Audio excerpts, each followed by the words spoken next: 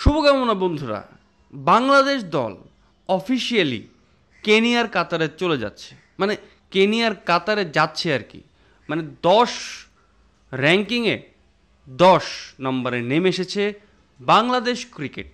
মানে বাংলাদেশের ক্রিকেট র্যাঙ্কিংয়ে 10 নম্বরে নেমে এসেছে। শুভকামনা বন্ধুরা, শুভকামনা। বাংলাদেশ অফিসিয়ালি এখন কেনিয়ার কাতারে চলে যাচ্ছে। ওয়েস্ট ইন্ডিজ বাংলাদেশ থেকে এক ধাপ উপরে। একটা সময় বাংলাদেশ দল ওয়েস্ট ইন্ডিজে গিয়ে ম্যাচ জয় করেছে, একটা সময় বাংলাদেশ দল নিউজিল্যান্ডে গিয়ে নিউজিল্যান্ডকে হারিয়ে এসেছে, নিউজিল্যান্ডের সিরিজও জিতেছে। এখন সেই দলটি ওয়ানডে র্যাঙ্কিংয়ে 10 নম্বরে।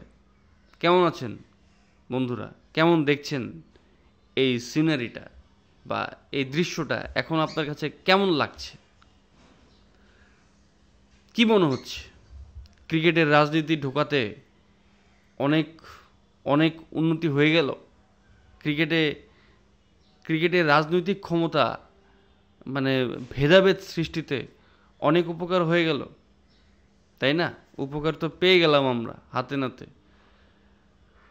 ওয়ার্ল্ড র্যাঙ্কিংয়ে 10 নম্বর দল এখন বাংলাদেশ। সেখানে আফগানিস্তানও বাংলাদেশ থেকে অনেকটা উপরে।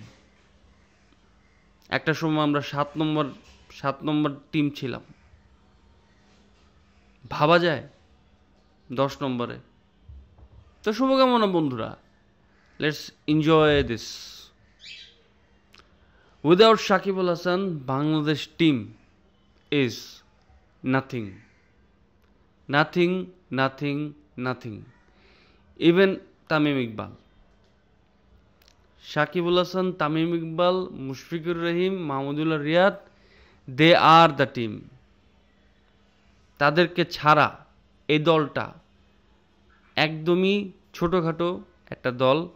কেনিয়াও বাংলাদেশের সাথে সিরিজ জয় করতে পারবে, এটা আমি বিশ্বাস রাখি না, এটা আমি কনফিডেন্টলি বলতে পারি।